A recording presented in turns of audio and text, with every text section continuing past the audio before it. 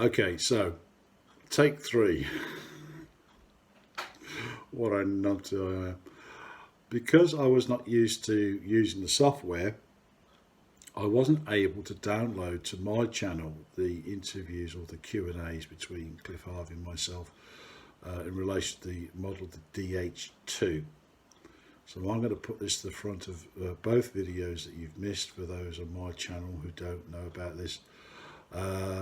The first one was Sunday the 30th of July 23, and the one which is today was 4 o'clock August the 6th 2023. The next one will be live at 4 o'clock GMT Greenwich Mean Time on Sunday the 13th of August, and there'll be a live Q&A with Cliff and I. What we're doing is we're building a DH2. If you don't know what that is, go and quickly look it up. There's an opportunity to build along. There is a kit version, and if there's enough people showing interest who wants to buy, well, it's not a kit version, it's a short kit. There isn't a kit, there's a short kit. If there's enough people interested in building the short kit, then I will do a build along. Okay, so watch the videos, hope you enjoy them. I know Cliff and I have enjoyed making them, and our personalities ooze out. Enjoy. Bye bye. Yeah. Hi Nick. Hi Nick. Hi, how are we doing? We're doing okay. How is your build coming along? Oh, welcome to anyone that's watching this after the event, and feel free to leave a comment as well if you want to. But for now, we are live, and this is our first one, and Nick and I have been busy building behind the scenes, so we got something to show you guys. And as you know, it's the, or you might not know, it's the DH2 by Mike Roach, 20-odd year ago plan. We've had to update it slightly here and there, and I've had a brilliant idea, which I'm going to tell Nick about in a minute. And yeah, so we're going to show you what we've done so far. And I think we made quite good progress. As you know, I normally film and update weekly whatever I'm building, but on this occasion I'm not, because I've got other things I'm building, but I'll probably put together some sort of build video later on in the year. And I think, Nick, you're doing the same, aren't you? Well, for now, I'm just concentrating on this one, and when and if this ever gets finished, I'll probably take a little holiday gap. So I've got some time to myself, so I can do things like mow the lawn and, you know, fix the car and stuff like that, you know. And the toilet. You are in the toilet, yeah. You want to see my lawn at the moment? I'm ashamed of it. I have seen it. I have seen it. In real life, it looks even worse.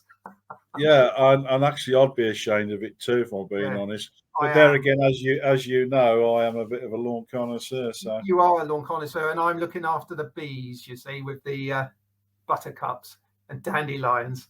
Dandelions, yeah, they like dandelions, bees, bumblebees, don't they? Hey, mind you, got more hornets and wasps and bees, haven't you? Well, there does seem to be a few wasps coming in. Anyway, so that's the background of the lawn. We could put a picture up here of our respective lawns. That is not good. So what we're going to show first. Shall I show my fuselage first? Well, why don't we both show our fuselages so far? Oh, because I've got mine evidence hand. Right, okay. One moment, because I've got it connected to my wing. There we go. You ready to reveal? There's mine. Revealed. There's mine. Revealed. Yes. There's mine. And I do have also my front end. All right, yeah. I'm looking at the screen and everything's backwards. So there you go. That's going to be mine. I haven't fully decided to go with that yet. Right. I might do Balsa. I might do a Balsa one yet. I don't know. I haven't decided, but I've roughly done it. So there you go. Yours is complete, I think, almost, apart from your control gear, by the looks of it. No, apart from the nose cone, I think we look pretty level. I have put a bit of balsa through the middle of mine and used two halves. So there's a bit I didn't use. So I've got a Balsa. Where's the? I've got a Balsa profile shape. Yeah. Then you just stick the two halves to it and sand down to the profile. Yeah. Well, like I said, I'm still contemplating that. But the reason I haven't gone very far with this is because I was thinking very intently about how I'm going to control the elevators from here and the rudder. And I actually decided late yesterday afternoon that actually I may do this the same way as you. I think what I'll do is I'll put a servo either side, internal, obviously, and then mix them all up on the radio. I think it's probably going to be the easiest way of doing it, and then let the control horn stick out either side, and then use a pull system that goes around the struts to the elevator, which is going to be fun. Let me tell you about this brainwave I had in the night, and the answer, well, the idea was staring me in the face. Insofar as I've got a tiger moth hanging above the bed, like you do, and it's got the control surface servos are actually in the tail. So if we were to do the same on this, you wouldn't have to worry about any of the fancy control runs going up to the struts and down to the tail. You can still put dummy ones in, but it means the servos, which are hidden under the tailplane, could move the control surfaces directly. Two drawbacks. One, the weight. Obviously, it's going to affect the center of gravity quite a lot. And although the battery does have, you can bring the battery right up to there in my nose because I've hollowed it out. If that's not enough, we're adding weight. And two, and possibly more important, is we know how fragile the frame is. If we should come down heavy, you've got all that extra momentum in the tail, weight, that's going to come forward. But it's an idea. And that would say that would negate the problem of I quite like the idea actually of putting control runs in. I was thinking about the servo idea. The control arm would have to stick out quite a long way because it's 8-inch balsa, isn't it? So the control arm from the servo is there's probably not 1/8 of an inch gap. It wants to be, unless you could extend it somehow or put a horn on top of the horn inside. I don't know, but how about that for an idea anyway? Put the servos at the bottom end, and if they're not heavy servos, it might be an idea. Certainly food for thought, but like you say, the booms are so wide apart, from the fuzz, as we say. You're probably going to need to put some lead in the front. I don't know, but I mean, what are you going to do? Run the control cables up the boom? Run the control cables to the moon? Did you say? No, not the moon. The boon. Well, the control cable. If you put the servos in the back, you could have dummy control cables, just shearing elastic, just to look good. So they wouldn't be functional at all. No, I meant the servo cable. The servo cable. Well, if the servos are in the back end, you just have a little push rod connecting them. You've lost me now. How are you going to control the servo? Oh, you'd have to run wires down the boom. That's what I meant. Yeah. You'd have to disguise the wires. Paint them in, or disguise them and glue them. I wouldn't want a cable tie them because that would look horrible. But you could, again, upon inspection you would see it, but flying by you'll never see it. No. When it's up there, you're not going to see it. No. But wasn't you also thinking about putting your servos in the top wing? Yeah. For the top wing, I was thinking of putting servos in the top wing. You've got three choices. No servos in the wing, because don't forget it was designed as rudder elevator, for those that don't know. But Mike Roach suggested that aileron servos were a good idea, or ailerons were a good idea. and we normally put the servos in the lower wing, don't we, with a push rod connecting to Yeah. the ailerons. That's I wasn't so the keen. idea. Yeah, I wasn't so keen to connect them with push rods because it's not scale and it looked. But I sort of thought about it. Maybe it's an easy way to do it. Then I thought about putting 4 servos in the wings, and then of course I made the bottom wing. And as you've got your wing, I'll show mine. I've made the bottom wing, and I forgot to put the holes through the ribs for the servo wires. Yes, you could do it now, but then it thought to myself, well, why don't I just put the servos in the top wing? I can make the holes now, and then just have push rods as usual going down to the bottom ailerons.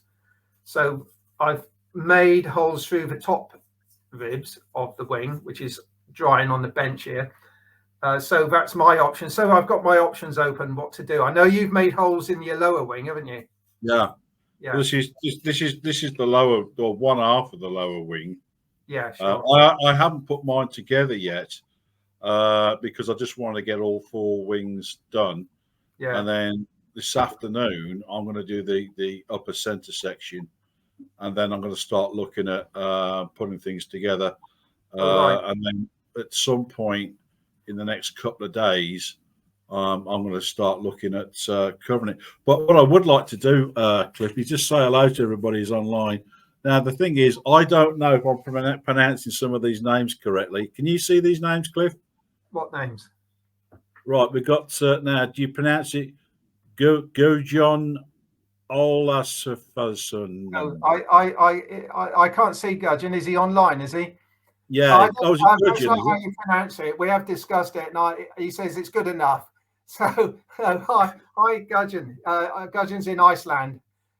Okay, I was just going to say he's just built and made into the fantastic barnstormer, which looks terrific, white and green.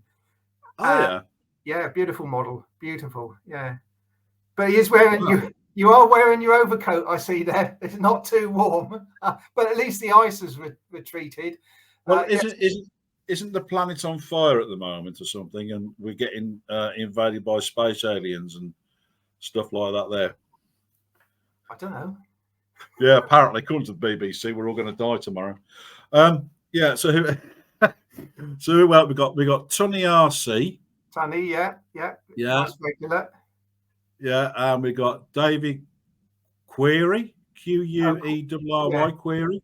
David, well, I say Query anyway. Yes. Query. Yes. Another fabulous watcher of my channel. Hi, David. How are you doing? Well, welcome to the live chat. Welcome aboard. Yeah. I see. I'm reading these like Americans. I'm doing it phonetically. Yeah. We've got Gary Shackles. Good afternoon, gents. Good afternoon to you, Gary. We've got. I've got the comments. I've pressed a button so I can see. Okay, David. I'll show you in a minute. Yeah, you got it. Apparently, he wants to get your servo test out. Yeah.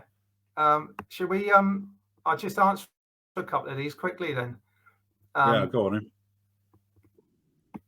Okay. Okay, Gudgeon, you say you've used the pull system in your first scale Tiger Moth, I guess. Oh yeah, I mean we're happy to do it, but with this model, and we'll probably do it anyway. The servos in the tail was just an idea. But on the DH2, here's a model I built earlier.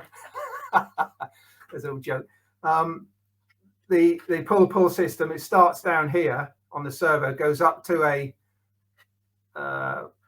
pulley. A pulley next to the spar, and then down to the tail end.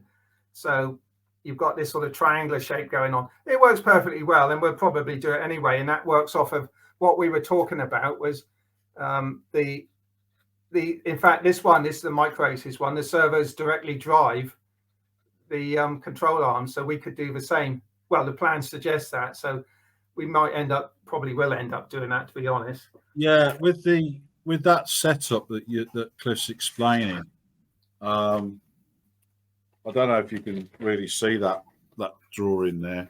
Everything's backwards for me, so every time I turn right, it looks like it's going to turn in left. But basically, what you have is that's your control horn there, and it has a rod that goes all the way through to the other side with a horn attached to the servo that pivots both of them at the same time. And the thing is that my only thing with that is that if I make one and it breaks or cracks it while in the air, I'm going to lose the aircraft. So I'm listening to what Cliff had suggested to me. I think it was last week about putting in a dual servos in and doing it that way. So that's still a little bit up in the air, if you excuse the pun. Yeah. So because we're bouncing ideas off each other all the time. We are, and it's worth letting everybody know that we're so far apart in this world. We're at least 200 miles. Minimum, but probably. Well, to travel to your abode, it's like traveling halfway to Scotland. Yeah. So Scotland's, is right up in the north, and Cliff is right down in the south, not far from Torquay. My birth town, actually. Huh? My birth town. Yeah, he was born in a Torquay hotel bedroom. I was. Yeah. Yes. You can see the sea between the land and the sky. Yeah. Sorry, Gudgeon, you said not Iceland. Where are you? You'll have to let me know. I thought it was somewhere like that, isn't it? Or Greenland? It sounds a bit Swedish to me. No. Or a bit Dutch. Oh, now you're getting complicated. Hang on, oh yeah, right. So I'm moving my slider. There's my servo tester, David. It's a standard servo tester, but the batteries were going so quickly. I just got this battery box and just wired it in, so it just mounts on there with Velcro. And I just changed the battery once in a blue moon. Is yours made of cardboard? No, mine's not. It's Sercom Master. I've never noticed that before. Okay. But it does the trick. But I've also got another one in the drawer here, which is similar, just cheaper. Oh, that's can't read it, Entonox or something, but similar thing, plastic, but does the same job.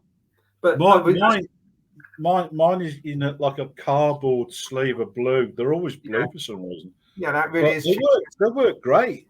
It's such a good tool to have. Yeah. Well, worth having. Yeah. And what a lot of people don't know is you can test your motor as well.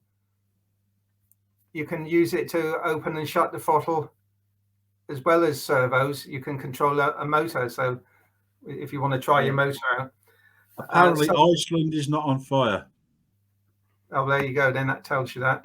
Yeah. Unfortunately, there is a shop in the UK called Iceland that sells frozen food and ice cream. So we might go and set that on fire. So. No, well, it wasn't it? A few years ago, there had the volcano, wasn't it? Oh no, that was or was it? Was it Iceland? Well, that muck in the air. Hi, Caroline. Thanks for looking in. We're just discussing aeroplanes, would you believe, not mountains.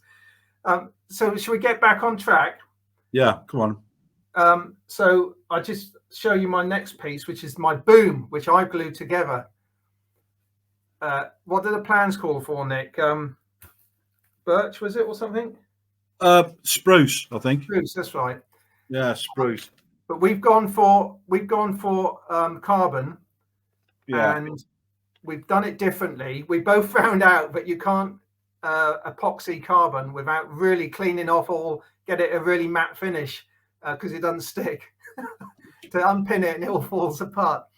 But anyway, so here's mine. Now we've done it slightly differently. Mine's 4 mil, or it might be 4, I think. 4 mil tube, carbon tube, and Nick's is right. Mine is 3 millimeter square. Square, yeah. So I haven't put mine together yet because I'm a coward. Because if you see, my point of view is if you glue them together now, like Cliff has, okay, and you want to do a trial fit and I don't fit, you got to break the arse end. So I've decided not to do it yet. Have confidence. I've Yes. joined it on the plan. I mean, it's got to fit. Anyway, I have slid it in to the bottom wing, the bottom ones, but it does say it has to be flexible because you've got to bend them in to get it into the small part of the slot, and then it goes into the wider part, which is a little bit scary. You could, I suppose, glue them in and then glue it afterwards. It's an option, I suppose. Yeah. Well, what I've done, but the viewers will excuse me, but I'm not in my workshop. I'm in Cliff's workshop. Yeah, it looks like it. Brilliant. I love your background there, Nick. It's better than Yeah. mine. I did think about the bridge of the Starship Enterprise, but then I decided against it. But if You I can ain't get, no if I, Captain Kirk, that's for sure. well, if I had the decent software, I would actually energize myself into the seat. Oh, but, yes. That'd be cool. There you go. It's too much money. But what I've done is the problem I have with everything's the other side round. So if I'm doing this, it's because I'm trying to look at myself. Is that these only come in 250 mil lengths, which is about a foot-ish, and they need to be longer. So you can get these in America a meter long. You can get them in China, but they don't send them here for some reason. Right. So the way I've overcome it is that if you look at the end, I don't know how well you can see that. Yeah, there's a 2 millimeter hole there. It's not square. Yeah. So I bought some 2 millimeter rod, and then what I do, I just push that in like that. Right. Cut it, and then push the other square onto it, and then it's that tight. You probably don't even have to glue it. It's a perfect fit. Yeah, that would work. Yeah. So you end up getting that essentially. That's 4 different pieces, and the end of it comes there just on that joint. So that joint actually secures it and makes it really, really strong joint there. Yeah. And of course, down on that joint, you've got the crossbar at the bottom as well. Yeah. Which helped to. So there's not much chance of that coming apart in midair. Or this wouldn't have thought so. But if you use the spruce, you're going to get a lot of wobble. Oh yeah, wobble. I like saying wobble. You're going to get a lot of wobble, and the torque and everything else. It's just not going to work out using the spruce. And I think just about everybody else that I've spoken to agrees with that. So I think you've got to go down the carbon rod route. But Cliff's gone round. I've gone square because I am kind of square kind of guy. Well, I would have bought the square, but the Hyperflight, I bought the. There's a little shout out for Hyperflight in the UK. They sell the meter long lengths, and they only sell the meter long lengths in the round, or the tube. So that's what I bought. Gudgeon's just commented that you can actually route the servo leads down through the 4 millimeter tubes. If you wanted to disguise them, your servo leads, you could. Depends how thick the inner side of your tube is, isn't it? Yeah, I reckon you might just be able to do it. You might have to go to a smaller size. I'm not sure, but they won't show anyway. And if we go, I am erring towards the proper. I rather like the idea. I mean, the rudder and elevator work well enough on the little model, so it should work even better on the big one. And you were wondering what to use for that, weren't you, Nick? Which one's that, mate? Well, the cable. Oh yes, the pull system. Well, I have ordered some. Right. I've decided, and it may be the wrong decision. I don't know, but there's a Dubro 847 or something micro pull system, and I've ordered 2 of them. Yeah. To see how I get on with it. Okay. And I think it should work all right. Yeah. It's quite expensive though. That's the only thing. Okay. Gudgeon's just added there. We only need 1 red, 1 black, and 2 white. Because you can share. You can share the black and red. And don't forget, we have got 2 booms. So if you wanted to put the servos down the far end, Right. So you could put 2 wires in one boom. You can't because you've got solid. You've got your solid bit in the middle. But Caroline says about using USB leads. Yeah, that's for checking the. I think that's for checking the servos and stuff, isn't it?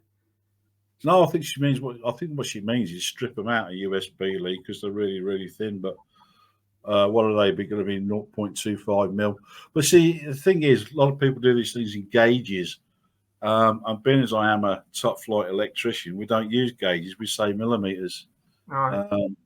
But anyway, there you go. So, come on, America, get with the program. Yeah. Yeah, he's saying, they're more or less saying the same thing. Yeah, didn't say hi to Dice Man, by the way. Hi, Dice Man. There, thanks for looking in. Yeah, I was going to say something, but you was in mid-sentence, and I thought. Sure, yeah. So no, Caroline has confirmed there. She's to power servo tester. Ah, okay. Yeah, which is a great idea. Fair enough. Yeah, it's a good idea, that. Yeah, might go with that. Yeah. Okay. So, what else have we got? So I'm just going to. So I'm in my conservatory, not the workshop. So you'll have to forgive me as I pull things out. Cliff has already done a video on his engine. Oh yeah. I have a little push rod missing. It fell off as I came through my front door the other day. But that's my engine. Now I was going to vacuum form that. Yeah. Yeah, I was going to vacuum form that. I haven't got the spark plugs in, by the way. No. Because I just thought, well, that's good enough. And anything else would be showing off. Well, yeah, and I haven't got a vacuum former. So there's a guy who's friendly with the model shop to where I go to, and they said, go and see this guy here, say Paul sent you, and he gave me a lecture for 45 minutes about no, it's not worth doing. Yeah, by which time I was cutting my wrists, you know. Yeah, very helpful guy. He was a lovely guy and everything, but he said it's impractical to vacuum form it. But I know there is a vacuum form you can get, and I can't remember where to get it from, for about £9. Really? But I thought, well, no, I'll see how it goes. But that's quite heavy compared to yours. Yours is quite light. Yeah. How 32 grams, the one you got? I'll tell you now. Let me get out my scale. My scale says he suffers from Alzheimer's. He can't remember. My scale. Well, I want to get my facts right. I think it was 42, but we'll see. No, I think it was 32. 28.27 grams. So 28. Just a fraction over the 1 ounce. Right. See that? Double it. Well, yeah, but you're not far behind the centre of gravity, so it's not really going to be too much of a problem, I don't think. Yeah. Oh, wait. Have I brought it with me? I don't know. No, I haven't. Sorry, I was going to show you something. There is an extension you can get, and I don't know whether I've still got it with me or not. No. Okay. Well, for those who are interested in building this, when you put your motor on, you're going to need to extend that out, because otherwise your prop's going to hit either, well, usually the top or bottom wing, and there's a little extension, and it's ply, and it's almost ready-made. All you got to do is glue it together, and it was like £3. And I thought, save me a lot of work. So I meant to bring it out the workshop to show you, but it's really cheap and easy, and it just extends it out. You miss the wings and the booms and everything, which is something I hadn't considered when I started it. I didn't think about it. Jeff in Lower Alabama. Jeff in Lower Alabama is in the house. He's here. Yeah, hi Jeff. You made it, mate. I've got a note for Jeff. Have you? What does it say?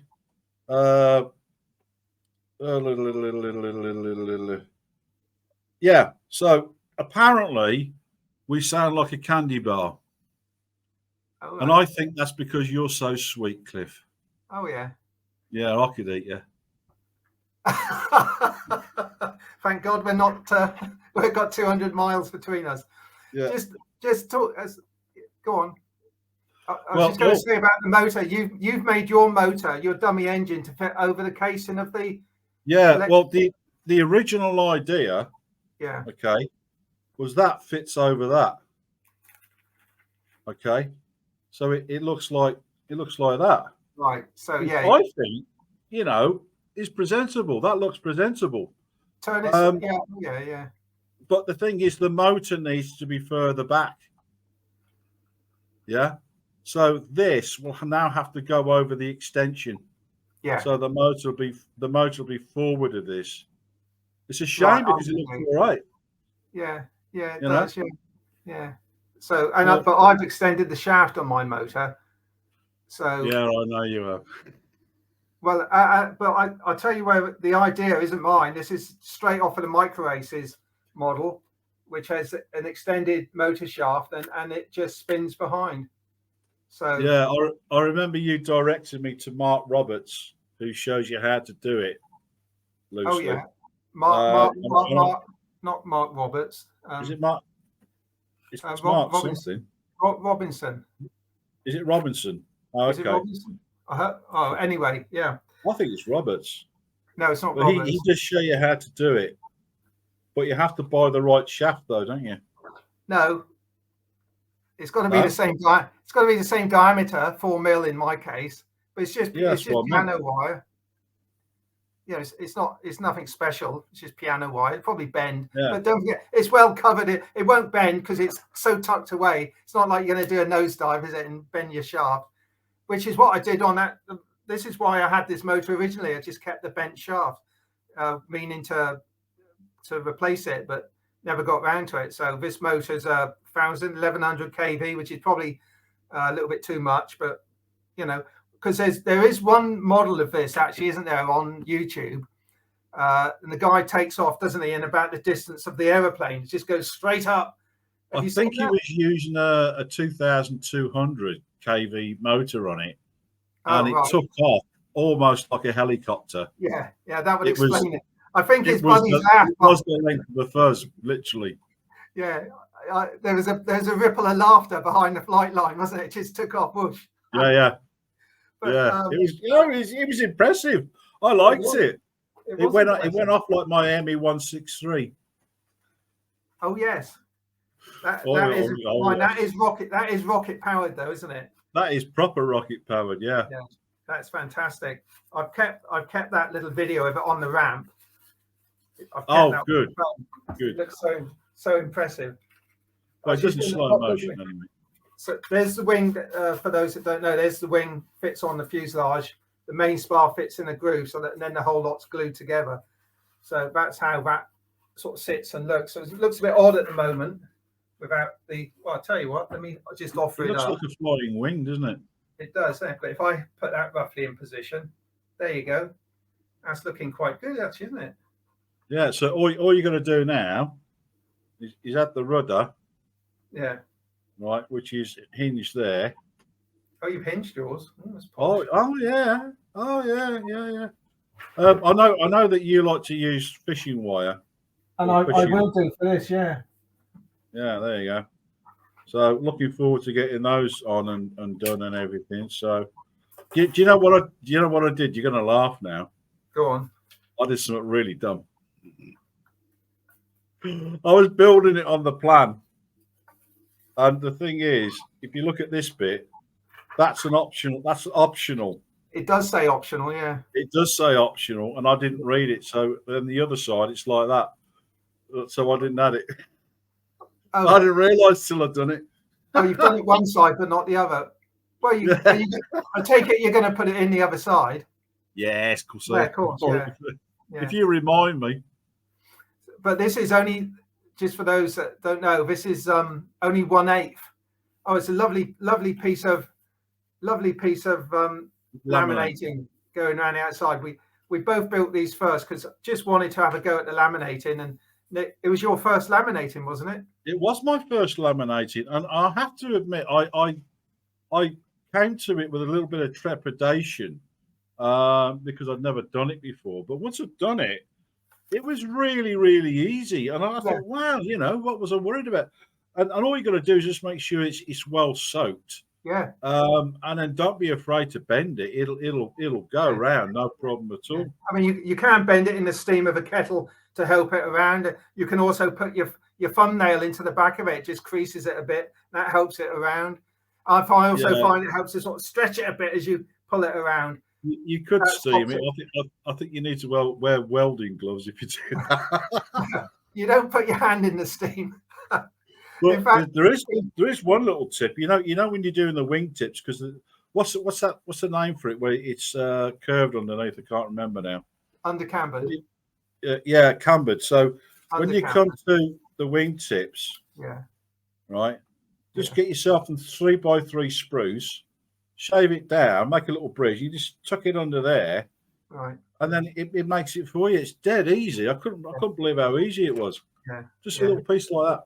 Yeah, I did it even easier than that. I just put a little piece of 1/8 balsa right in the middle, and it just found its natural curve, you know. But yeah, that was an odd thing on this plan, because the plan calls for, although it's a flat bottom wing, the plan calls for the wingtip to be, I don't know if you can see it from that angle. Well, I haven't sanded that one yet.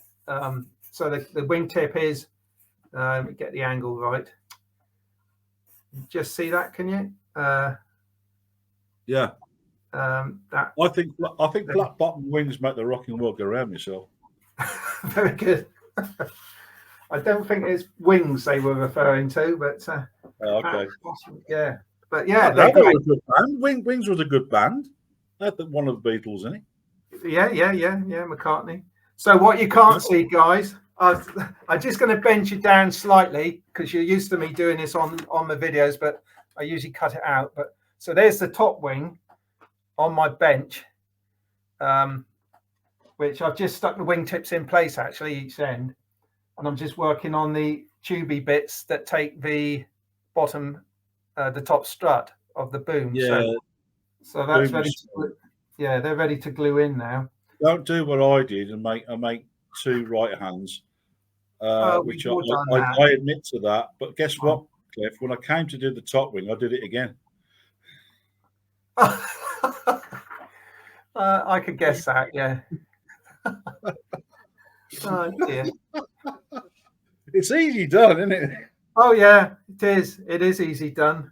Actually, I found a nice bit of leading edge profile for the top wing. I had in my stash. I thought, oh, this is just about the right size, so I've used that. So it'll save a bit of sanding.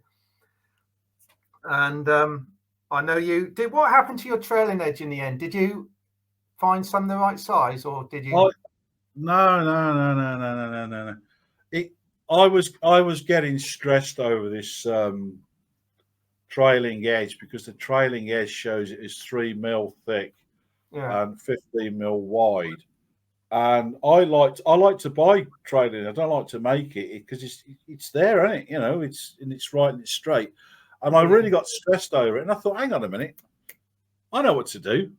I was lying in bed thinking about it. I thought, I know what to do. So I went out. I bought some 3 mil sheet. Then I marked 15 mil down it. Got some painters, what do you call it, masking tape. Yeah. Just put it on, and then just sanded it, and it came out perfect, like a machine had done it. And I thought, why didn't I think of that earlier? Yeah. Why didn't you? Yes.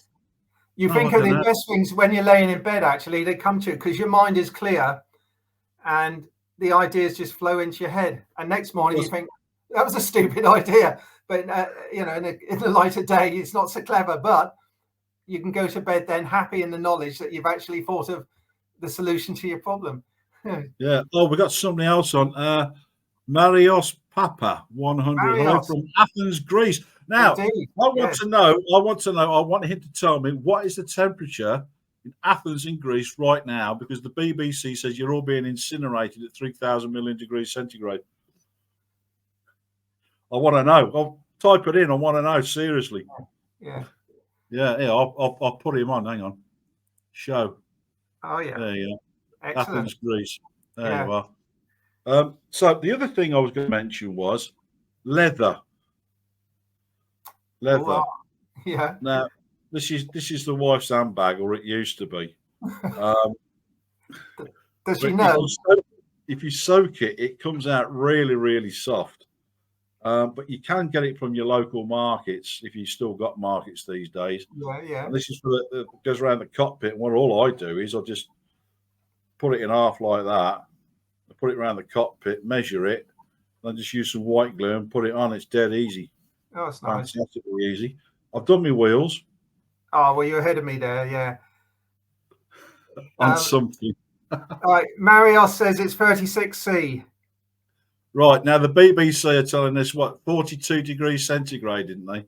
Oh, I don't watch the BBC. No, don't watch the BBC. They're a bunch of... Yeah, yeah. And, well, Jeff's saying it's 31 over there because you got the humidity as well, Jeff, haven't you, which is horrible. Yeah, I think today it's about 18 or 19 here, but it's overcast and a bit miserable. The sun's still going to break through.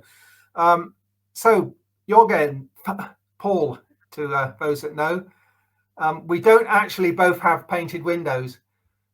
Nick's cheating. Go on, knock your painted window. Oh, yeah. I can walk through Cliff's walls. Yeah. Because as I explained in one of the other watches, all Englishmen have a TARDIS, and I can just naturally appear in Cliff's living room or his workshop whenever I please, at any time I please, because it's always the right time. He's got one. There's my pen. There's my pen TARDIS. I think it was on the back of a Weetabix box. You make it up into a box, So there it is. Yeah. Gudgeon says it's 10 degrees. Where? Well, where is Greenland? It's Greenland. I mean, it's not Iceland. It's Greenland. I think, Gudgeon, isn't it? I think that's just come into my head. Yeah. 10 degrees. Jeff says it's 31. So also we have a very bad accident with firefight plane. Oh, yeah. Kanata. Kanata one. Yeah, I saw. I did see that on the news. Yeah. It sounds like a Canadian word, isn't it? I don't speak Canadian. I spoke to... Just very. I had a new subscriber this morning. Oh, did you? He's not on at the moment, but Abquagalandon, ABQLANDON. He's got to be one of yours, Cliff. He is one of mine. Yeah. Yeah. Aren't these names fantastic? They're lovely, aren't they? You couldn't make them up. There's Adrian. Look, we've been going 41 minutes, Nick. Oh, wow. Okay. And we were going to stop. Bedtime, isn't it? Your carer's coming in 10 minutes. I postponed her. Don't worry. I like it when carer comes because she gives me a bath, and it's my favourite part. What haven't we covered yet then? Oh, blimey. The covering, basically. Oh, covering. The covering. Now, you have your own ideas, don't you? Yeah, I do. I wanted to use light span, but it's not commercially available where I am, at least not in the colours that I want it. And I could paint it, but I don't want to. So originally I was going to go with tissue.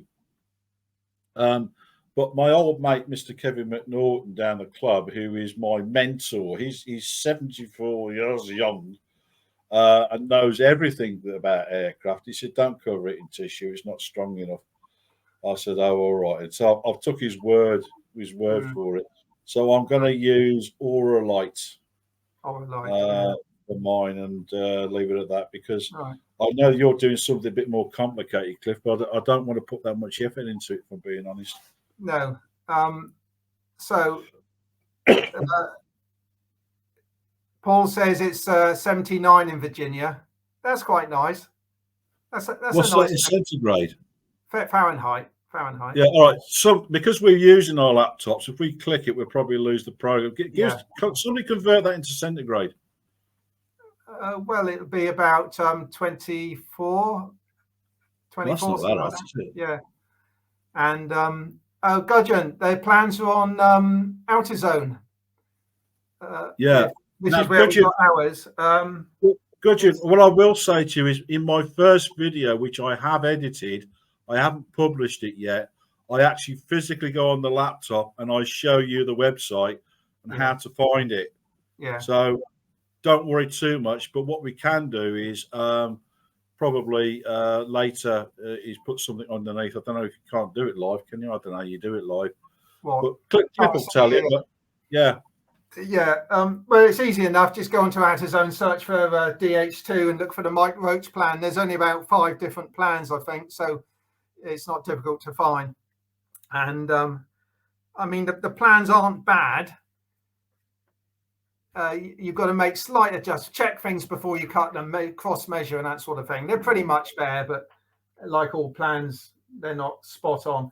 Well, it's 20-year-old drawings, aren't they, really? They're not drawn on computer, I don't think so. It comes from a magazine called Model Scale Flight, February 2001. Right. Oh, 22 years. I've tried to get hold of the magazine to get the full thing, but you can't. You have to print it out piecemeal as a PDF and then sellotape it all together. But it's okay. Is that all right? Yeah. You can get it printed. Oh, you can. Yeah, of course you can. Yeah. I think you used more sheets than me, didn't you? Yeah. I printed mine. I don't know what I did differently, but I only used 12 sheets. I think you used 18, didn't you, Nick, or something? I think it was 19 sheets, right, but it's all in A4. Yeah. But then Cliff is quite good at that sort of thing. Well, not that good. Annoyingly. Annoyingly. But what I would say to anybody who's thinking about getting this plan is as soon as we upload the videos, try and keep along with it, because the plan, I don't know what Cliff thinks, but the plan in certain places is not that easy to read. And we've both scratched our heads at 1 or 2 points and got in touch with each other and said, what do you make of that? Yeah. But we will explain it in our, well, I do in mine anyway. I don't know if Cliff will, but we need to sort of explain what that means and how that sort of goes together. Also on the and Cliff was very kind to me on the wing plan. It doesn't show the whole wing; it shows 3/4. And Cliff very kindly mirror image the port wing. Yeah. So you'll have to do a mirror image to make it all fit, and then it's okay. Then you're away. But there are instructions that are sort of hidden. You don't see them, that relates to something else. And it's on a different page. Yes. Oh, it does pay to study the plan, doesn't it? Yeah, absolutely. Even then, I mean, you still make mistakes as you go, but it does pay to study the plans. Us old plan builders know this, Nick. You see, you don't just go rushing in and start building tailplanes and think that should be built out of something else. But no. I forgot what I was going to say. Also, if you type in, I know Cliff wants to get off in a minute. He doesn't want to be too long. I don't blame him. Well, no, I don't mind. I'll stay all afternoon. If you type in, I've forgotten his name, Mr. Roach. What's his first name? Mike Roach. Type in Mike Roach DH2. Okay, and that will also take you to where you get the plans. But also, you can get what is known. I've explained this before. You can get a short kit. And if you go, I think there's a blog. What's the name of the blog, Cliff? RC Groups. RC Groups. Yeah. It tells you the name of the blog, and it's escaped my mind just now, unless I got it in my box, which I don't think I have. And it tells you how to get hold of the short kit. But the short kit doesn't give you everything. It gives you the ribs. It gives you the fuzz, basically, and that's broadly it. But it will save a lot of time. Yeah, well, the thing is about the short, I think it was only available in the States, actually. But it's Kanata. Oh, Kanata, yeah, it could be. Yeah. So it's not worth the postage, but we have, because the original model was designed around a Speed 400, grew up in a Speed 400 with gearbox. The bulkheads are in a different place anyway, in different shape. I've made mine different, so you're going to throw away half the fuselage bits anyway. And the ribs are just so simple to cut out. It's just flat bottom ribs. I think I spent 2 hours cutting out the ribs. Although obviously to laser cut those, you could find a laser cutting service to cut them out. but they're all as well. There's only two shapes, isn't there? Two ribs basically. On the Yeah, centre well, section. there's three. Yeah, well, and they're very tip. Yeah, Yeah, they're very, very typical. They're dead I mean, easy. Oh yeah, I mean, I cut mine out individually around there, which was okay. I did it while I was on the phone to someone. Well, here's you the other. can do the sandwich method anyway for a quick job. So Yeah, but yeah. oh, it's 26 degrees centigrade. Yeah. Yeah, thanks, Jeff. Appreciate that, mate. Well, what I was going to say about the ribs, if you look on the plan, okay, it's not entirely obvious because they show an R4, which is where the boom fits in. But I was looking for R5 and I couldn't figure it out. R5 is on top of R4. Yeah. But when you come to make your template, yeah, we're talking about these bits, aren't you? Yeah. Yeah, this is for the boom. The boom, yeah. This part here. There's four of them, but the top one is different to the bottom one. Yeah, they're completely different. So just be aware of that. It caught me out once. Well, the top one is flat under the wing. The bottom one is at an angle like that, because obviously the boom goes uphill. So so the insert in the middle is a completely different shape. Plus the one on the top bottom wing has a top center bit and a bottom center bit to support it, whereas the one on the top wing, it just lies flush with the bottom of the rib. Yeah, don't get caught out with that. And if you've got any 3mm square spruce or balsa or whatever, that's perfect for putting them together. But what I did, I don't know what you did, Cliff, we never discussed it, but when I offered the R5 and R4 together, I offered it up dry without gluing it into the wing and then lined it up and marked it. Then I glued it. Yeah. Because I can see that going wrong with it.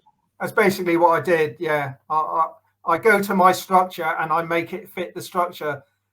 If you make it fit the drawing A might be slightly different to the plan, and you might have maybe made it a little bit smaller or bigger. So it's easier just to put your bit of balsa wood on the bit it's going to stick to, mark the cuts and cut it. So that's what I did basically. Yeah. Cajun wants to know: can you fly indoors, or do you need clement weather? Well, you certainly fly that one indoors. And outdoors, actually, even the little one will fly. It only weighs less than 2 ounces, but even this one will fly in like a 5-6 mile an hour wind. But the big one, you'd have to have a big America. If you're in America, all right, you probably could fly it indoors. Yeah. You could. We're a little tiny country, and your backyard's the size of your car. Yeah. So the answer is probably no. But you could make one. You could make a super light one. Actually, there's a lot of weight you could save in this construction. I could make it a lot lighter. For a start, you'd miss out every other rib. That would save half the weight in the wing. But no, it's a. I know it's a design. I mean, I've always loved the look of them. I mean, I am into First World War planes, but this was designed for a reason, wasn't it? To chase away the Fokker Eindeckers. The Eindecker, yeah. They'd invented the interrupter gear and was massacring all the aeroplanes. Did you know that Fokker offered it to the British, and the British said, no, we're not interested. So he went to the Germans. Yeah, I did know that. He was Dutch, wasn't he? Anthony Fokker was Dutch. Yeah, he was Dutch. Yeah. Who I had met you. Yeah. Adrian says he'd love to have a go at building it. So let's see how far we can see what the maidens are like. Right. If they both crash and burn, we'll blame the Fokkers. There are little Fokkers, aren't they? Yeah.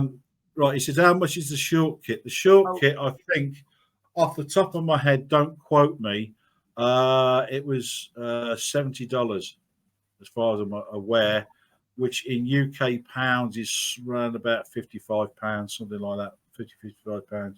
Plus, you've got to get it sent over from It's Canada. The postage, isn't it? It's the postage, isn't it? Yeah.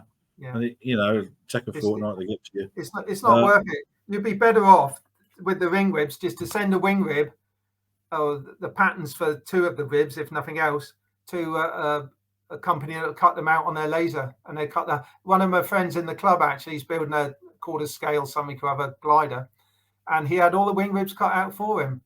It wasn't expensive, but it saved a lot of work. But I enjoy building every part, so I'm not going to do that. Actually, it doesn't take that long. No. Well, what I did really differently. So yeah, so you can. I mean, we all know the sandwich method, but this is just 16th ply, and I just put it on the balsa and just knifed around it, and then just did that all the way down, and then just went back over and cut, cut through the knife blades, and they all come out pretty much the same. So. I did mine individually. Oh, right. Because I'm just old-fashioned that way. And then I sandwiched them, and then I sanded them. Okay. So I know the profile is identical all the way through. Yeah. And then underneath, as I got them sandwiched, I marked where the center spar. Thank you. Where the center spar is, okay, which is 3 millimeters wide and it's 9 millimeters high. And once you've done that, there you go. Easy. Yeah. I forgot what I was going to say now. So there we are. There. I mean, there's a brief sum up for you. We're doing the same model. Next, you're not quite as experienced with building from plans, are you? I haven't built from a plan in a very, very long time, and not at this scale. To be honest with you, you see, ladies and gentlemen, this was my stupid idea, right? And how it all came about was I wanted Cliff's DH2, and I know he's not flying it. I know he's not. No, right? I am flying it. It's mine. He's not, right? So the thing was, I was at an indoor event 3 months ago, and there was a guy there with an SU-58, and I said, I want a DH2. He said, they don't make it anymore. No. Right? They don't make it. Is it Micro Aces? Yeah, Micro Aces. Yeah. Right. So I contacted Micro. I said, well, we're thinking about bringing it back into production. I thought, I don't want to wait for that. I'll make one. Then I found out you can't get a kit. Right. So I went, oh, all right. So, and I was asking Cliff about it, and then Cliff went, actually, I kind of like to make one. And then he said, oh, it'll be a winter project. And I said, suits me.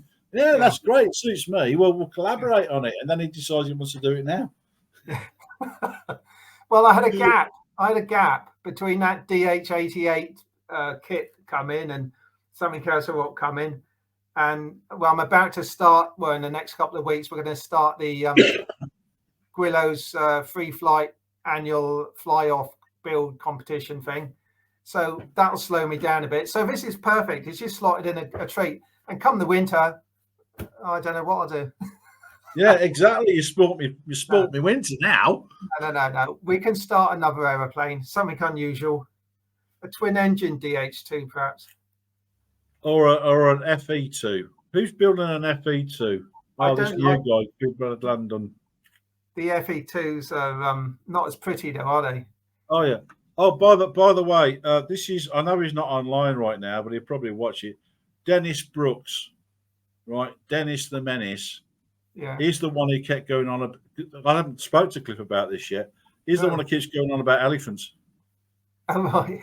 He said, do you know the difference between an Indian elephant and an African? I said, of course I do. But there's a joke, so we're trying to find a joke. So I've got to ask Cliff this joke now. Okay. And the thing is, knowing that Cliff has got Alzheimer's, he won't remember me mentioning this, but see, how do elephants keep cool in the summer? They flap their ears, don't they? Ear conditioning. Ear conditioning. Oh, that's great. That's the only clean joke I know. Okay. I'm just going to have a drink a sip of water from my Barron Flights mug. Wow, I got one just like it. Actually, I got a cupboard full. Have you? Yeah. I might give one away, make a competition. Anyway, there you go. The best elephant joke. The best one that actually makes me just to tell a joke, as long as it's principle, the one that actually makes me laugh. Because it's been ages since I've heard a fresh joke that's made me laugh. Oh, somebody's laughing. Mario's papa. Yeah, Mario's laughing there. Yeah. Well, he likes it, so there you go.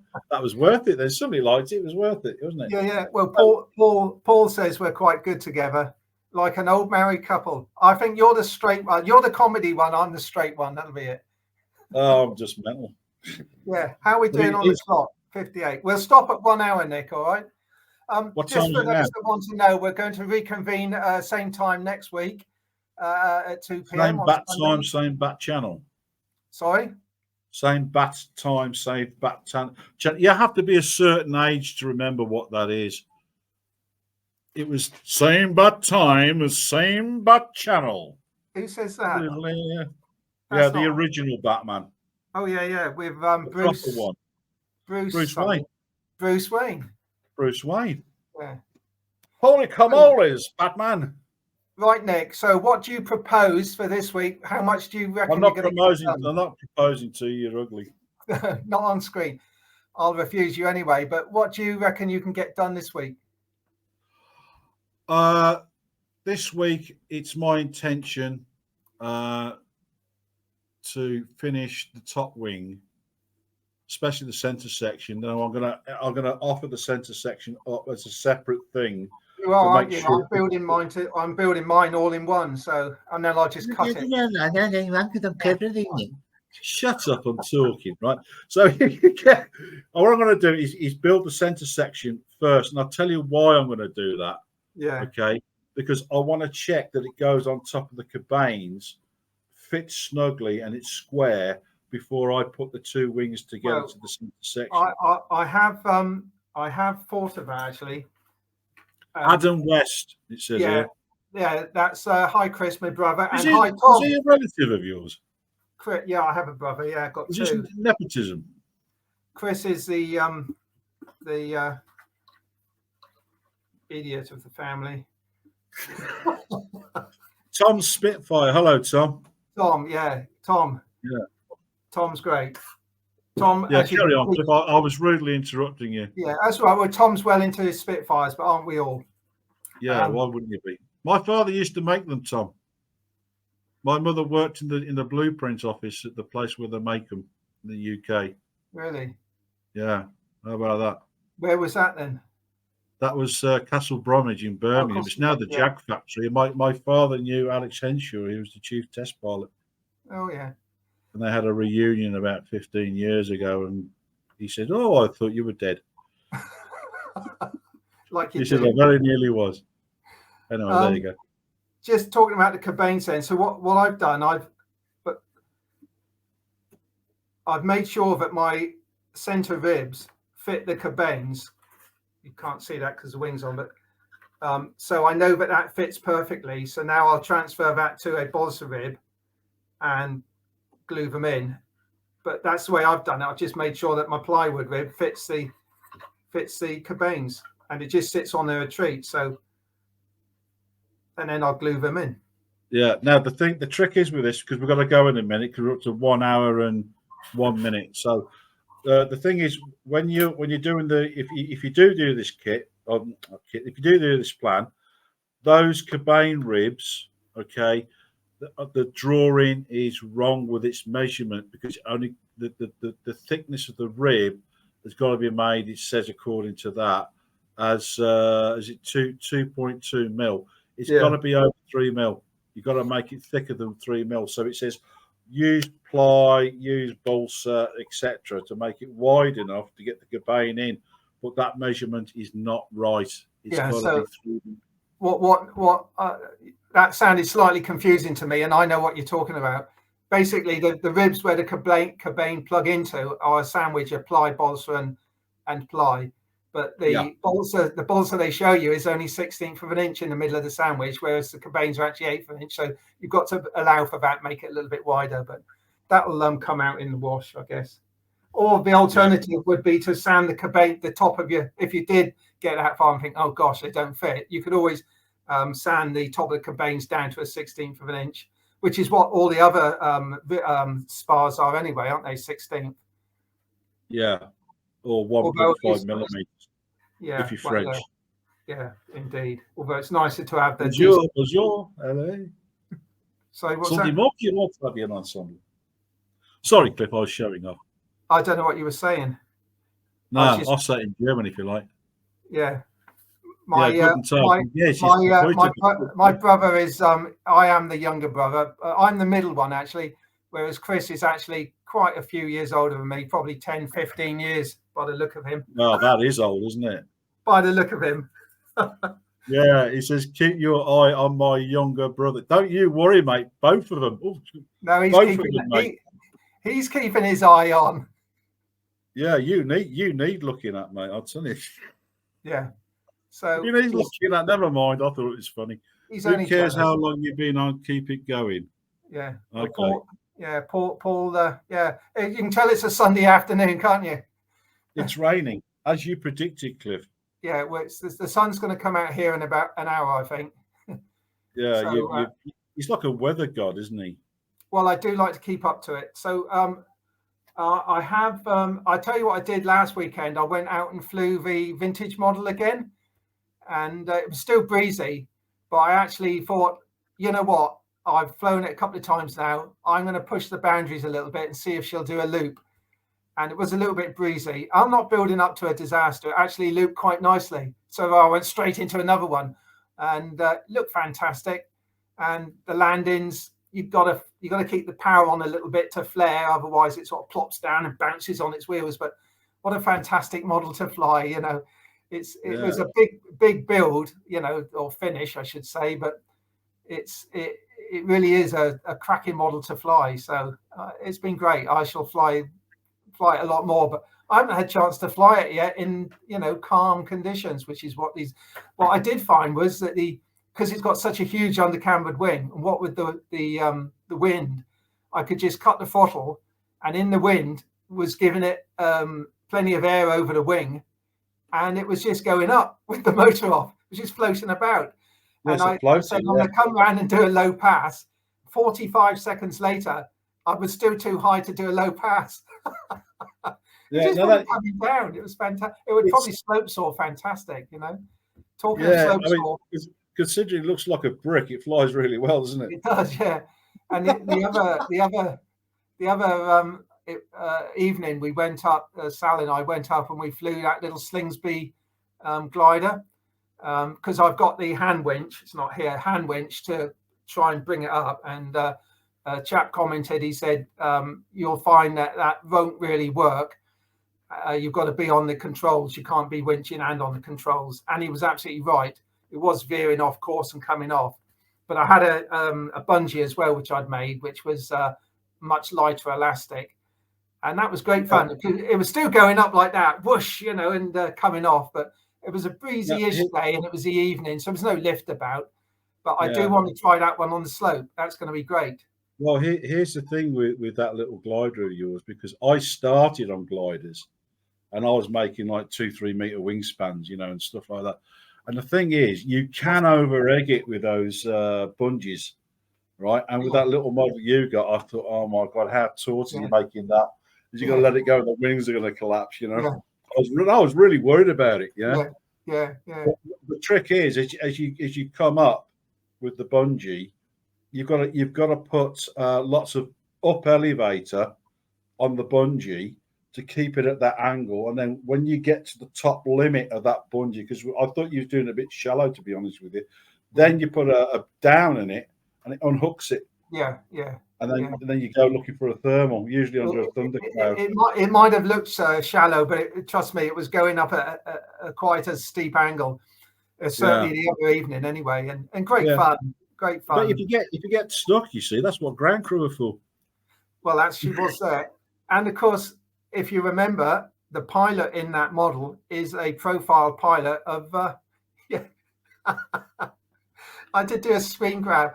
I thought, shall I do a side view or shall I do a front view of Nick? I went for the side view. I think it was the day you went up to the BMFA or down to the BMFA. Yes, I went down to the Hurricane. I think in America they call them tempests, or something like that, the whirly thing. And it was so windy, and I nearly didn't publish that video because it was just drowning the noise out. Completely drowning the noise out. And I thought, oh, shall I buy some software and put subtitles? I thought, I'll just put it on. Yeah. Well, that's the headquarters for the British Model Flying Association. Yeah. I was quite surprised how good it was. Yeah. Oh yeah, they've got everything. Yeah, they got a control line circle as well, haven't they? They got absolutely everything. Control Yeah. line. They got tents. You know, they've got a wind shelter and everything else, and they've got a hangar there. You know, you can put your models in there while you're not flying them. They're quite safe. Nobody's going to pinch them or tread on them or anything. You know, you get tea, coffee. They've got a full kitchen there, and you don't have to bring anything with you. They've got it all there. Just put a couple of pence in the tins to pay for the milk, and you're away. Yeah. And everybody's so friendly. I really was surprised at how friendly everybody was. And how long did it take you to drive down there? 3 days. Oh, come on, a couple of hours. It's about a couple of hours. It's sort of northeast Leicester. Well, that's south of you, isn't it? Yeah, you're in the Midlands. No, it's north of me. It's north of me. Oh, is it? Yeah, I'm like the African Queen, Mr. Ulner. I come from the Midlands. So if I was to go up there, I could circumvent where your house just in case I saw you, and then go on up. I would definitely veer off. The nearer you get, go up to Scotland, go that way. You can completely miss me. Yeah, it would take you. I think it'd probably take you about 4 hours, 3-4 hours to get there. Long way. Yeah. Yeah, it's just a long way, mate. You know, but if you're doing an overnight, they've got a caravan park there. Oh yeah, you can take a caravan or pitch your tent. Yeah, we got a camper van. Yeah, and they've got showers, showers and toilets and all that shenanigans. It's honest to God, if you really want to go, there's nothing you'll be lacking. But the thing is, it's in the middle of nowhere. It's like in the middle of the countryside. There's nothing very near to it. So make sure you do your shopping before you go. If you're going to stay overnight. Yeah. Paul asks, are we going to do this again? No. Never, ever, ever again. I think he's talking about building another model. No, he's not. We're going to do it again, same time next week, Paul. 2 p.m. GMT. We shall be here.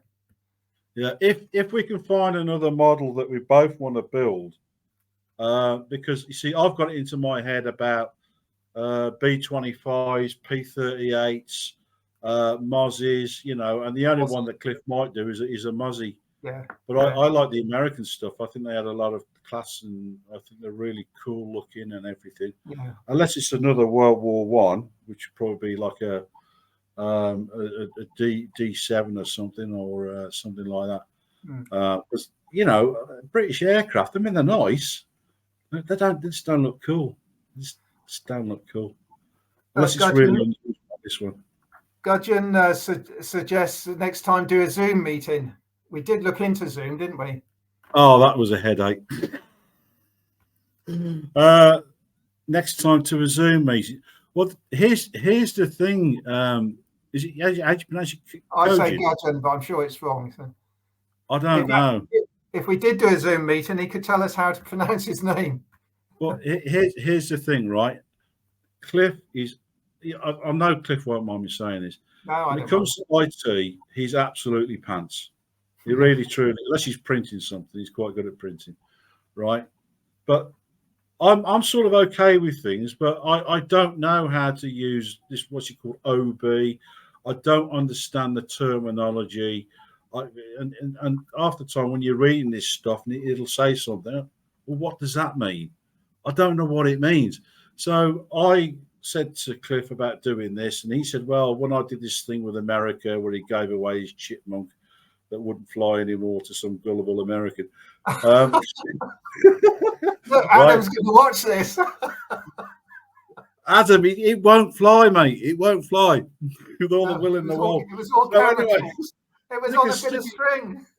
You can put a V8 engine on it, it ain't going to bloody fly. So anyway, but there's another story behind that where we're not going to mention it right now. What are we up to now? I don't know, mate. It's nearly 1:15. So where was I? I've forgotten. You were talking about Zoom. Yeah. So the thing was, Cliff said to me, I think, was it yesterday, Cliff? We was experimenting, and I didn't know whether this was going to work on YouTube, right? Because Cliff said, "I'll try StreamYards because he's done it with this guy called Adam, and that worked. So I did it. It cost me a pretty penny too. And then right at the death, he said, "Oh, try Zoom." I said, "Well, yeah, it was the 11th hour, wasn't it? the 11th hour." But it's worked. This is work. But the thing, I'm happy to do Zoom if I got a chance to study it, see how it works. But can I read comments? Well, you don't need to. You don't need to read comments because everyone can speak. I don't know. Yeah, everyone can speak. Do you want everybody speaking at the same time? Well, you could, but it would be a cacophony of noise. So yeah. You just make each person who wants to speak. What the general thing is, you just put your hand up, and then the guy running it can click on their picture, and then their mic is then live. So I think I like the sound of my own voice, Cliff, if I'm being honest. Hey? I think I like the sound of my own voice, if I'm being honest. Well, yeah, that's true. Oh no, I tell you what, I won't be doing a B17. Paul suggests a B17 just to change the subject. I'd love to do a B17. Well, they can watch you do it. I just got no interest in B17s. A Lancaster, I would do. As you know, I've got that round the pole one I did. But if we did one, we'd have to do the dam busters. Well, yeah. No, seriously, because then you could spin it. There's a guy, I can't remember the YouTube channel. He made one out of cardboard, and he put a spinning bomb on it, and he went to a reservoir, and it bounced. Yeah, I saw that. Everything. Yeah, that worked well, didn't it? Yeah, even he didn't expect it to work. Yeah, that worked quite well. Yeah. But anyway, what else we got? Nothing else. So Zoom. I think it's the August the 29th or 30th, whichever is the first day. Let me check my phone. When do you want to do this, Cliff? No. Just what day is the 29th of August? 29th of August is a Tuesday. No, it's not. Oh yes, it is. What year is that you got going? I thought it was 2023. What's the first day? August the 1st. That's a Tuesday. No, towards the end of the month. What the last Sunday? No, the last. Just tell me what the last Thursday is. The last Thursday is the 31st. Okay, August the 31st. I shall be doing a Zoom meeting for the BMFA in the air tonight. So, and I'm presenting a load of slides that I'm making up about round the pole and converting little aeroplanes to radar control. So if anyone wants to watch that, go on the BMFA YouTube channel, and I should be doing it on Zoom, but they're broadcasting it on the YouTube as well. And also, I guess you could go straight to Zoom with the login code. I'll put the link in on my community tab anyway. But that's going to be a Zoom meeting, so anyone can talk. Having said that, it can be also, as Paul's just said in the comments, you can also put comments on Zoom as well, Nick. So maybe we ought to look into Zoom, because then we can see everybody. Yeah, I will look into it. I just need to find a 13-year-old to show me how to do it. Yeah. That sounds a bit dodgy. Yeah. Why don't you like this then? It just don't suit you. Oh, it suits me, but no, this chat here. This who's Mr. Zoom? We'll find out where you live, and we'll come around and have a bit of a chat. Yeah. I think you're in Greenland, Gudgeon, aren't you? I think it was Greenland. My reach is far. Your reach is far. I'll find you. What are you, 6'4", aren't you, Nick? I'm 6'3". Oh. You're 6'2", aren't you? I'm 6'2", yeah.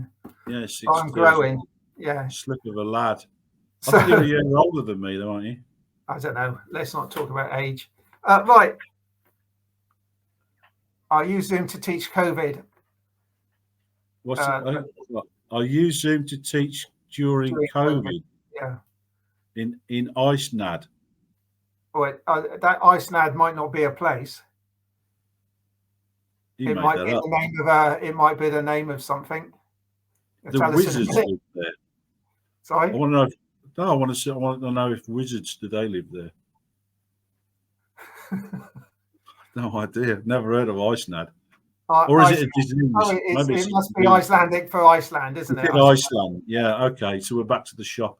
So, yeah, never been to Iceland. I wouldn't mind going to Iceland. Just a quick visit. Well, in fairness, Gudgeon has said he'll supply me an aeroplane if I want to go up. We'll have a fly together. A 1-to-1 scale. No.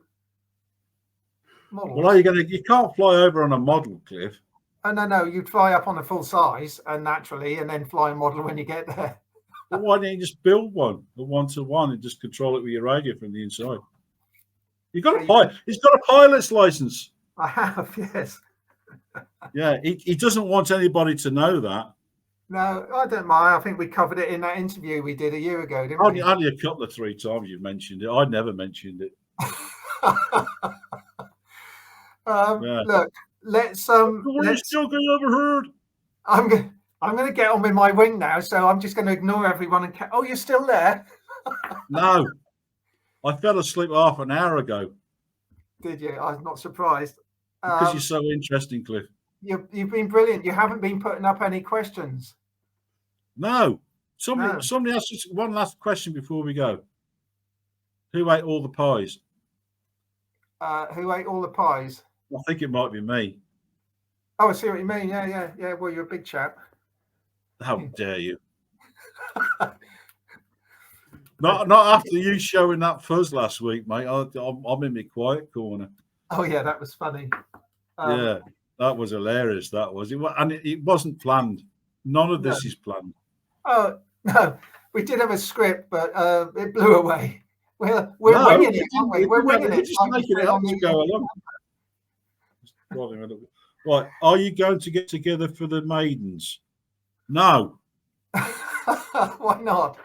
Jeff, don't you listen, right? I know in America that going from Alabama and driving to New York is nothing. Like you think, oh, well, it'll take me 3 days. That's nothing.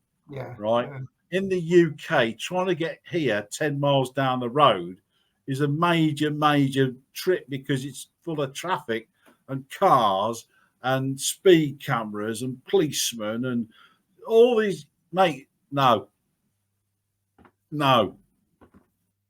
Besides my wife. We actually, Nick, we could meet halfway somewhere at a local flying club. If I meet up and you bring your DH2, I'm bringing me fucker D7. That'd be cool. And my SC5A. Well, I've got lots. Oh, you can bring your tridecker. Yes, I could. It's right above my head. Yeah. The other thing, of course, is the weather in this country. You could plan to have a fantastic weekend, and it's a washout or blowing a gale. Well, at the moment, especially this year, but I think we've all been suffering, haven't we? Yeah, especially in England. For those who don't know, it can be this morning. It was sun shining, blistering, sweating. 10 minutes later, it's peeing down with rain. And that's the way the UK is, Yeah. That's why we talk about the weather all the time. Yeah. I've known it snow in September. In September? I've known it snow in September. Well, yeah. It was a long time ago, I will admit, but it did snow once in September. But anyway, we're all being incinerated, and it's all down to the climate and the kids that are all going to die. Don't worry about it. Jeff says that he sometimes have a 3-hour lunch. Yeah, and he said, don't forget the potholes. Yes, for those who don't know, right, we pay road tax and it doesn't go on the roads. And we have big potholes. You could murder somebody and throw them in the pothole here. It's like driving through the back end of East Asia. Yeah. Really? Yeah, we pay a lot in road tax. Have you seen the quick weather changes watching the football matches? Well, I don't watch football. No, I don't either. Too busy building model airplanes. What are you watching football for? Airplanes, mate. Yeah. No time to watch television. Anyway, why would we see? This is the other thing. Does he mean soccer? I think he must mean I think Jeff means soccer, whereas we understand to be football. Because we actually call it football because it's the real thing. Yeah. Right. And then we invented rugby, which they call football, but it's not football. It's actually rugby. But football is actually soccer, but they say they call it soccer. Well, soccer's the proper word, really, but we call it football. So, you're 6 and 7s and, you end up in the right old 2 and 8, don't you? Soccer, Anyway, of course. soccer, Yeah. of course. No, That's what he's we talking about. don't. No, don't watch soccer. It's a shame that we don't live closer though, because it would be fantastic to see them in the sky at once. Yeah. Wouldn't See, Cajun's got it right. He said it's rugby. It is. It's rugby. The only difference is we don't wear all that protection. We don't wear any helmets. We don't wear pads. It's just you with your shorts on, going for it. That's it. They don't even wear a gum shield. Actually, while he's on, before we go, you know when they go and play American rugby, right? They put that black stuff under their eyes. Yeah. Like adamant, right? What's that about? I've no idea. I want to know. I want to know, why do they do that? I've always wanted to ask that.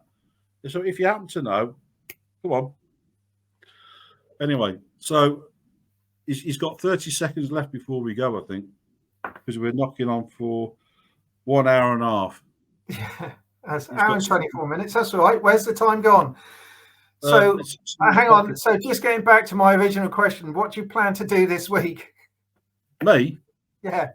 I mean, building wise, what's your target? I think you did. This is where Alzheimer's keeps knocking. Yeah. I says I'm going to be doing the top wing. I'm going to be doing the centre section. Yeah. But is that all? No. No, I've got to make the lower servos work on the bottom wing ailerons. Yeah. Right. Set it all up on my radio. Oh, really? Right. Get 2 more servos. Probably put them into the front of the fuselage and set that up and get that all working. All right. By which time my push me, pull me will come through the post, and I can have a quick go, and possibly I might, I might have in some sort of, I might get it covered. I don't know.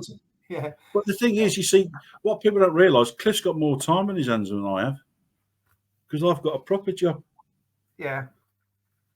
But I have said you can get up and do a couple of hours before you go to work, and then you can have your tea when you come home and do 2 or 3 more hours. So in fact, you can actually put in 5 to 6 hours a day. It's just an excuse. Anyway, the black improved visibility. Adam Savage showed it apparently. Wait, what's he say? It reduces the glare of the sun apparently. Cheers, Tunny, if you're still here. Thanks for looking in. How close to the sun have you got to be? I'm stunned by that. I don't know what advantage was. Improved visibility. Caroline says she reckons it reduces the glare of the sun. I don't know if that's. Oh, you say apparently, Caroline. So maybe that is. No, she's thinking about your head, mate. No, that doesn't reduce the glare. Yeah, there you go. I'll stay like that. Look, he's got his blind open now, right? You wait till the sun comes out. Yeah. Oh, yeah. I'll put powder on the head. Marius was saying that till the end of June, the weather was the same at Greece. One day sunshine and then after raining. So shame it's not still like that, really. But there you go. Well, there's the thing. You see, I don't believe anything the BBC tells me, if I'm being honest. Build idea, old Curtis biplane. That's not a bad idea, actually, Curtis. I quite like the glider versions, or you could have the clanky old engine going, or in fact, there's a guy at the indoor fly-in last autumn. He had a Curtis flyer type thing with twin engine. He said it flies really well outside. It was struggling inside. I think it needed a little bit of air over it, But do you know what I was thinking about? I've got a flying boat. So I've built one. Yeah, I've got a flying boat. Yeah. Well, it's boat plane. It's called a boat plane. Actually, do you know what would be quite a good one? The SE, the Spitfire. It won the Snyder Trophy 3 years in a row. Seaplane. Yeah. What's that? SE something. Is it S1? Possibly. But the Snyder Trophy winning. Yeah, 1932. Yeah. Somebody knows out there. How about a BE2? Yeah. Well, they're kind of like ugly, aren't they? Oh, sorry. No. Sorry. Rewind. Edit out. The BE2, one of my favourite ones actually. Beautiful, really delicate, lightweight, and they used to have a 4-bladed prop, didn't they? Yeah, the BE2. I've always liked those. Just nudge me because I keep thinking of FE2. It's a biplane, quite early on in the war, probably 14 or 15. Oh yes, so it's got a skid. I get a big exhaust pipe up over the top of the top wing. Yeah, like and had a skid at the front to stop in case it hit the ground. Maybe, possibly. Yeah. They were usually sort of like canvas coloured. Yeah, with a Winchester rifle shooting at Germans. Yeah, that would be nice. Yeah. Supermarine S6. Yeah, there you go. Caroline's got it. See, yeah, the girls know. Sorry, the girls know. Know. She googled it. Yeah, they know. Beats all the blokes, didn't they? But no, we haven't got any ponds around us, so I won't be building a float plane anytime soon. Fly around the pole. Hey? Fly around the pole. Oh, well, you could, yeah. In fact, there's an idea. I could actually make, seeing I've had a launch shot, I could make a curved pond. A moat? I'm being serious now. Build a moat? Yeah. Around the pole? Exactly. Well, you wouldn't go all the way around because it's on the slope for start, but also you'd want to have like a carrier. Yeah, you'd want to have something to aim for. An aircraft carrier. Only it would be a water carrier because you're landing on the water. So a short body of make a moat, right? Yeah. We'll verge off and make an aircraft carrier, 1/4 scale, right, with all the little planes on it, and then you've got to go around the port and you've got to land on the aircraft carrier, yeah, and it'll be the smallest carrier in the world. Well, but we're talking about float planes, Nick. So you don't want an aircraft carrier. Well, yeah, but the original planes were float planes because they had to get a crane out like that and pick them up, didn't they? Well, yes, the Sopwith Camel was, I think, launched on the front of a battleship or something. Yeah, it was the back off the back guns. Yeah, right. Yeah. Yes. Floats work in the snow. Yes, I know they do.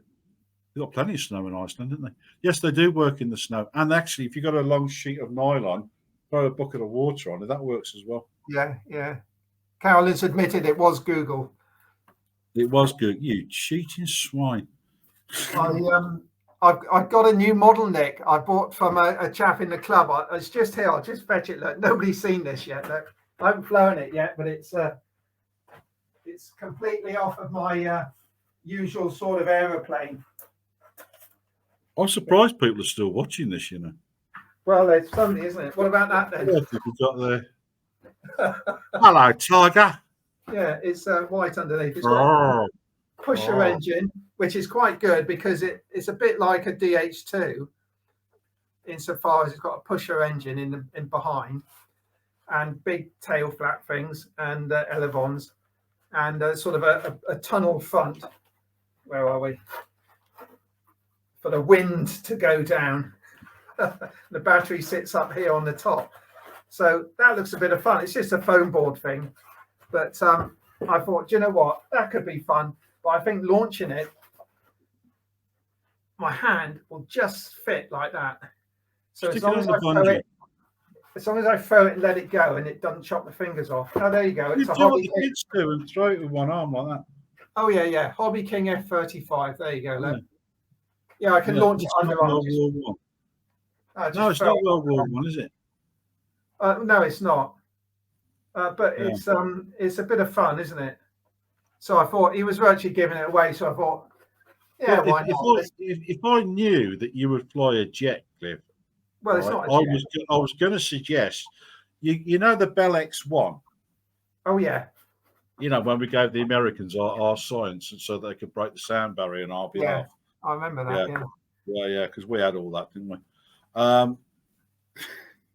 Yeah, mate, we keep paying it. Do you know we paid for the World War II? It was 1989 or something. Paid off World War II in 1989. Anyway, I'm getting off the subject. We could do a JetX Bell X1, and then I can make an engine using sugar and that, and we'll make a radio control one. I have thought about actually. not necessarily a It's wicked, Bell man. X1. I don't see why you can't do a JetX type RC model. I have thought about doing that. In fact, I printed out the plans for the MiG 15 or something like that from Outer Zone last year to put something together. It was all stringers, but I thought it'd be rather fun to put something of propulsive nature in it. No, Gudgeon, it's not World War One. But you know, what's Jeff going on about? Make a wood rectangle. He means a tricycle. He can't help it. He's American. Hang He on. means a tricycle, a little dolly, a dolly. Oh, so 1 meter by 3 meters. A tricycle dolly. No. Jeff's not talking about dollies. He's talking about making a pond.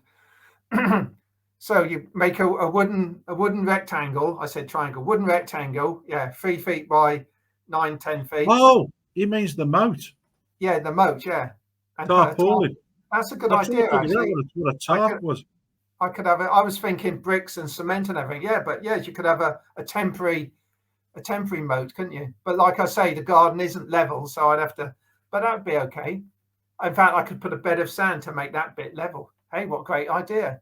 Because I have got a float plane, the little minimum RC jobby, which could be flown off of water if it was suitably. Just do his own thing. I've had a cup of tea in an hour and a half. Well, you should have got something. So there's my float plane. A walrus. Yeah, no, it's Italian. Italian walrus. Yeah, and what was the name of that Italian bloke? He got shot down by his own bloke, and he's supposed to be a really good pilot. What, in the early war? No, yeah, during Benito Mussolini, he had this guy who was a really ace pilot, and they went to America, and they landed in formation on the Hudson, all at the same time. He was that good, and then in the end, his own people shot him out the air. No, didn't know that. But there's a funny story behind this. Well, not it's not actually made for going off of water, but if you could waterproof it a little bit, it would go, I'm sure. It's just got a little servo tray inside. But For whom the bell tolls. Somebody called Episcopulus. Phone's going. Somebody made one of these online. This is a minimum RC one, same as the DH2. and somebody made one online. It was a younger person, a female actually, but anyway. But she'd made a lovely job of it. But I had to say, but you put the motor on the front. You've got it as a puller. She didn't realise that it was a pusher, so she put this centre part facing forward, which I thought was quite funny, really. Yeah. Anyway, so that could go off of water. I think Caroline would have made that mistake, you know. And well, no, obviously. No, she wouldn't have made that mistake. No, she'd have to Google it. You misogynist. Well, I'll tell you what, Caroline. She heard the phone ringing. It is a landline, and the only person that rings on it is my uncle, who's in his 80s, because he won't ring a mobile. So he's left a message anyway. Jeff. The only people that phone you on landlines in the UK is somebody who pretends to be the tax office, even though they sound like they come from Bangladesh. And you say, "What's the weather like?" Yeah. And they want to go out and buy scratch cards to pay your tax bill. Yeah. And people fall for it. I like this idea of the pond. I like Jeff's idea. That could be easy to make. Although we do have a hose pipe ban at the moment, Jeff, which so it's been filling it. We don't have a hose pipe ban here. Oh, have you? Oh well, we have, because it's all the holiday makers come down and drain our reservoirs. You see, because we're proper, mate. Yeah, well, you've got more rain. We used to practice up the road. A what? Dam busters, Snake Pass. Oh, really? Yeah. What's the name of the dam there? Up there. That way in Derbyshire. It's called the Snake Pass. Across. And with their dam busters, used to use this one dam, and they used to drop things in the water, and then yeah. Just put your head over to the center line a minute. Other way. More. Keep going. Go on, right over. That's it. Too far. I felt like we were really connecting then. With a barge. Now, we've got to go. We've got an hour and 38 minutes. The day's flashing by. Is anybody still on? Oh, yes. Well, I don't know how many as such, but there's Jeff. All right, in that case, my challenge for the last 15 seconds to know who's still on is to say goodbye. Yeah. Then we know who's on then, who stuck the course for an hour and a half. We need to have adverts in the middle for a comfort break. Use that on your clothes, don't you, comfort? Oh yeah, you do. Softener for this. Yeah. You hardy Northerners probably don't. You probably put sand in with it or something. I don't know. No, we just wear t-shirts in minus 37. Right. Unlike our Icelander. Bye, Gudgeon. Thanks for looking in. It's been great seeing you. All right. Goodbye. Don't leave me yet, P. Off axis. He's not even made a comment yet. Right at the very end. He's commented now. You're banned next time. You can't come to the next one. We might have missed it. In fairness, David's off as well. Gary's still here. Caroline off axis. Dave. Yeah. Who was Cajun? Can you spell your name phonetically? Maybe I might be able to do it. Yeah. So hang on. There's another one. He keeps going on and off axis. A new subscriber just woke up here in Canada. He's from Canada. He speaks Canadian. I wonder if he knows Tim the Plane Man. Just subscribe. Yeah, okay. Thanks, Cajun. Appreciate that. So we're going to say goodbye now.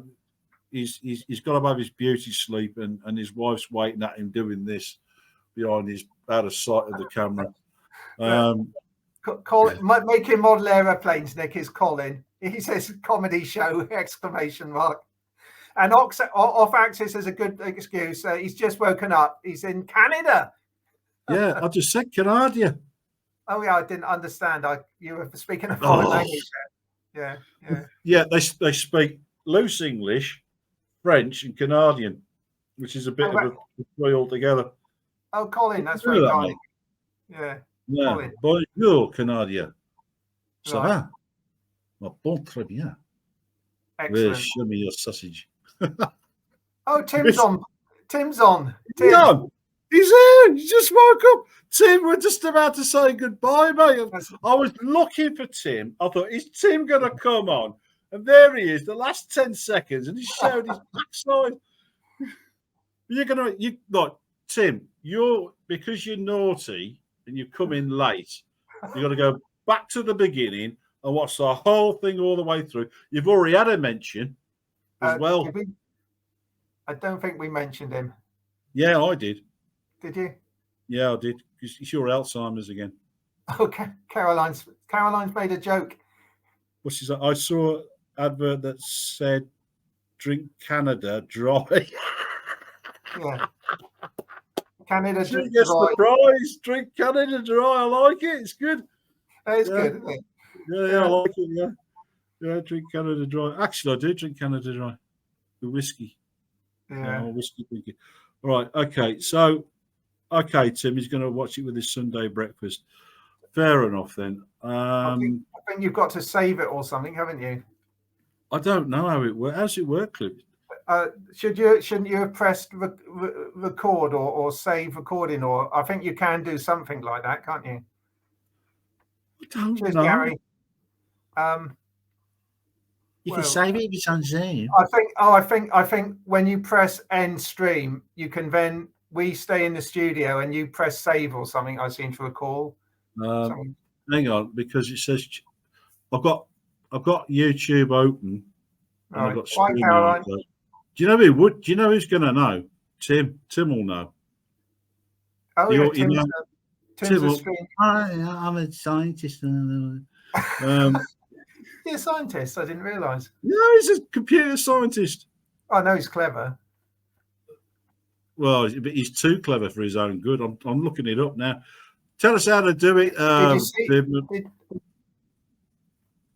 I don't know what to do. Bye, Caroline. Did you see Tim's video of his aerobatic display?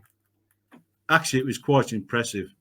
He did it to Michael's Tubular Bells. Yeah, we could do. You could do your BMFAB test with that, couldn't you? That'll be cheating. Oh, sir. Disregard Chase. I don't know what to do. I don't know what to do. Tim doesn't know. That's all right. He doesn't. Tim doesn't know. You can make an airplane fly without touching it, and you don't know how to turn off and save a YouTube. No. His last comment, look, he does think it will perhaps be posted. We'll have to check out Off Axis's YouTube as well, because he's done live streams as well. So. Oh, hang on a minute. Don't they have the option to save it and share it? Yeah, well, that won't happen until you end it. So if you end it, everyone said cheerio. So if we say one last cheerio. No, it's me. I do apologise, ladies and gentlemen. Cliff can go and swing it. All right. Okay. So bye-bye, everybody. When are we back on, Cliff? Same time next week. Or shall we just let them know when we're doing it? Yeah, 2 o'clock. 2 p.m. Yeah. I might be busy. Actually, I might have something going on. I'll have to check it. Well, I'm not promising because I think I've got something going on. But we'll let you know. We'll do another broadcast telling you when it is. Yeah, well, I'll put it on my community tab anyway, but it is likely to be Sunday anyway. I work a couple of Saturdays a month, so it won't be Saturday. Yeah. It'll have to be on a Sunday. I'm going away one weekend. I can't remember the date. All right. Cheerio, everybody. Thank you for putting my rubbish. Just before you go, Paul says that it does do that. So when you end the stream, it'll upload stuff. It will. Yeah, glad to see another Canadian pilot. He's not a pilot. The computer flies it. It's just a drone with wings on it.